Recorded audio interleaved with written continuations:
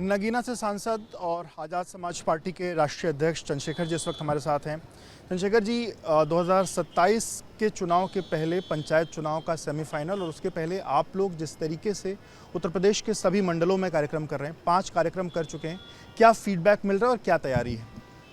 अच्छा फीडबैक मिल रहा है। 2022 से हमारे कार्यकर्ताओं ने, पदाधिकारियों ने, नेताओं ने जी जान लगाई है। 2024 में हम लोग 2 सीटों पे लड़े और परिणाम हमारे फेवर में आए। उपचुनाव में भी हम लोग लड़े, लेकिन क्योंकि समय कम था इस वजह से बहुत अच्छे परिणाम नहीं आ पाए। लेकिन कई सीटों पे हमने बड़ी बड़ी पार्टियों ज़्यादा वोट प्राप्त किए हैं।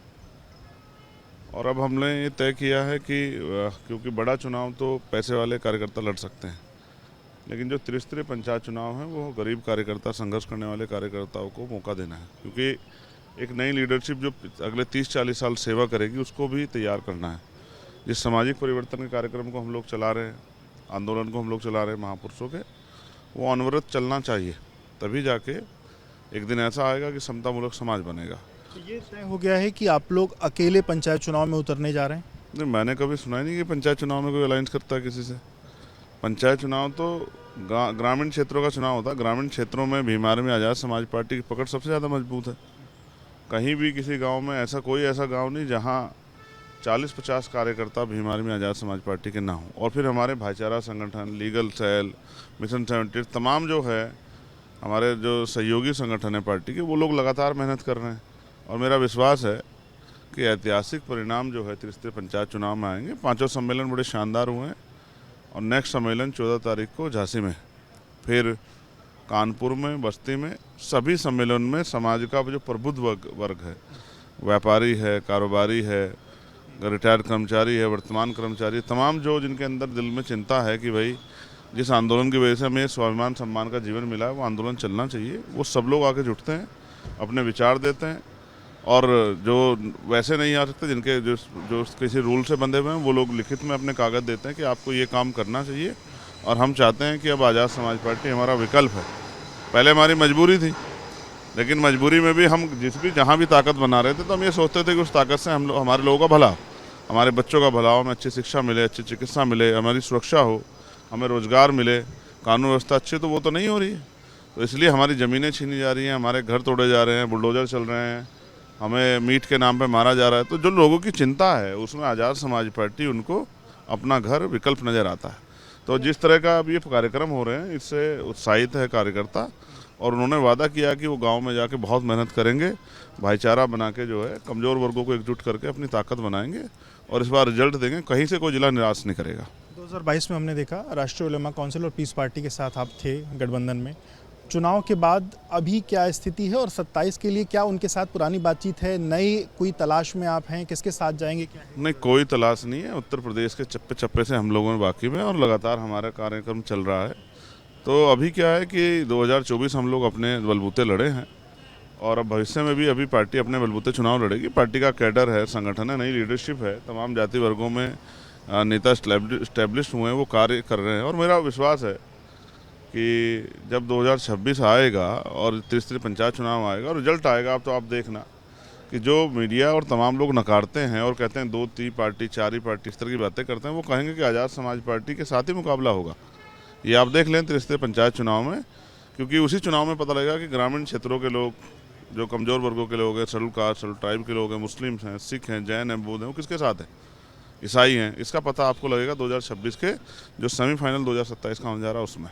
और हम रुकने वाले नहीं हैं। हमने 2021 में देखा आपकी कोशिशें अखिलेश यादव के साथ भी जाने की थी, पर वो बात आखिरी तक नहीं बन पाई थी।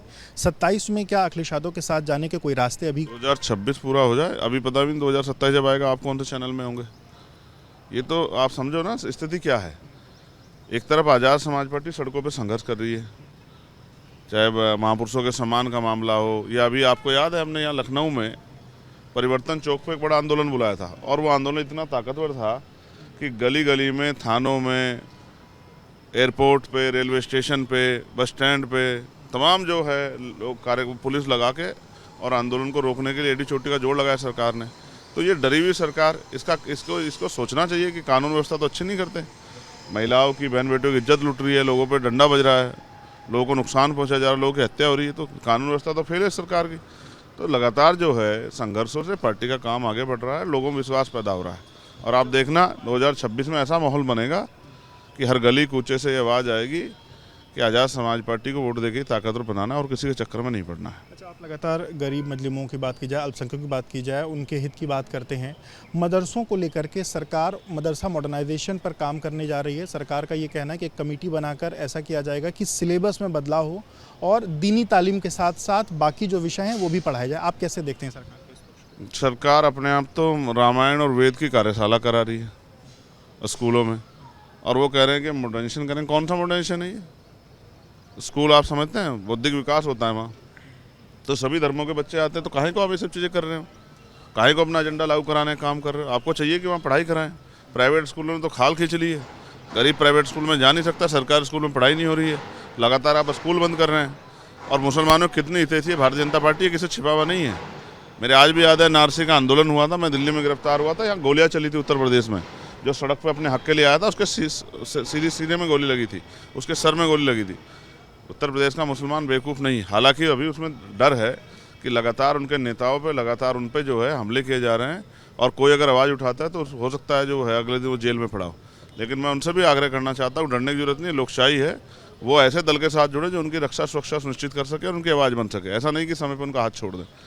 तो आज़ाद समाज पार्टी के साथ जुड़ेंगे तो मैं विश्वास दिला कहता हूँ कि जितनी संख्या बारी उसकी उतनी हिस्सेदारी, इस नारे के साथ हम लोग आगे बढ़ेंगे और हर व्यक्ति के स्वाभिमान सम्मान, उसके हक अधिकार, उसके कारोबार की रक्षा सुरक्षा करने का काम हम लोग करेंगे। इस बात का मैं आपको विश्वास दिलाता हूँ। सामाजिक, धार्मिक, आर्थिक, राजनीतिक शक्ति मजबूत रहे, इसकी भी हम लोग गारंटी लेते हैं।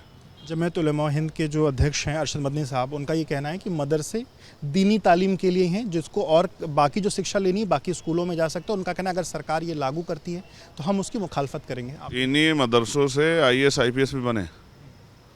सरकार का एजेंडा तो ये है कि मदरसे, मस्जिदें, खानकाएँ, ईदगाह तमाम जो है वो वक्फ के जरिए जो है, जो अभी संशोधन होकर कानून बना है, वो उसको अपने कब्जे में ले ले।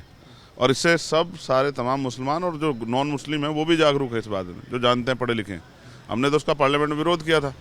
तो मैं आप फिर स्पष्ट कर दूं कि उनके अगर धार्मिक गुरु कोई बात कह रहे हैं तो उनकी चिंता है, और वो बहुत सोच समझ के कह रहे हैं, क्योंकि वो सरकार का चरित्र जानते हैं कि सरकार कभी गरीबों की हितैषी नहीं रही है, और मजलूमों, कमज़ोरों में, अल्पसंख्यकों में, मुसलमानों के खिलाफ तो, और जैनों के, सिखों के खिलाफ, ईसाइयों के खिलाफ तो ये पूरी सरकार इनकी विचारधारा है। अगर वो इसका विरोध करते हैं तो आपकी पार्टी उनके साथ देगी? मैं फिर कह रहा हूँ, अगर वो विरोध करते हैं तो किसी तथ्य के आधार पर ही करेंगे ना। अगर मैं आपके लिए कह रहा हूँ, जैसे सरकार लाई किसानों के खिलाफ कानून, सरकार कह रही किसानों के लिए, किसान कह रहे हैं हमारे खिलाफ है, वो आंदोलन कर रहे हैं, तो ये सरकार इसकी कथनी करनी में फ़र्क है। ये गरीबों कम, पूंजीपतियों की सरकार ज़्यादा है। अच्छा, कल जिस तरीके से मायावती ने ट्वीट किया और उसमें एक बरसाती मेढक शब्द का प्रयोग किया, लोगों का ये कहना है कि वो इशारा आपकी तरफ है। आप कैसे देखते हैं? मेरा ये कहना है कि वो इशारा मीडिया की तरफ है। वो एक कहना चाहती है कि मीडिया गुमराह करता है, इसलिए मुझे ऐसा लगता है वो मीडिया के लिए कहा है। आप कह रहे हैं कि उनका इशारा मेरी तरफ है। अगर आप PC में जाएँ तो उनसे पूछना कि उनका इशारा किस तरफ है। आप तो जाते हैं ना PC में, पूछ के बताना। अगर वो कहेंगे चंद्रशेखर की तरफ है तब मैं जवाब दूंगा। आखिरी सवाल, आकाश आनंद को जो नई जिम्मेदारी मिली है उसको कैसे, क्योंकि 2 बार वो जिम्मेदारी देना, फिर हटाना, फिर देना, कैसे? देखो भैया, ऐसा नहीं कि पहली बार जिम्मेदारी दी है। हालांकि मैं उनके विषय में ज़्यादा कोई बात नहीं करना चाहता, पहले भी दी है और क्या परिणाम है आपको पता है। समाज ने उनको नकारा है, और समाज संघर्ष करने वाले लोगों के साथ, हमेशा उन्होंने संघर्ष करने वाले लोगों का साथ दिया है।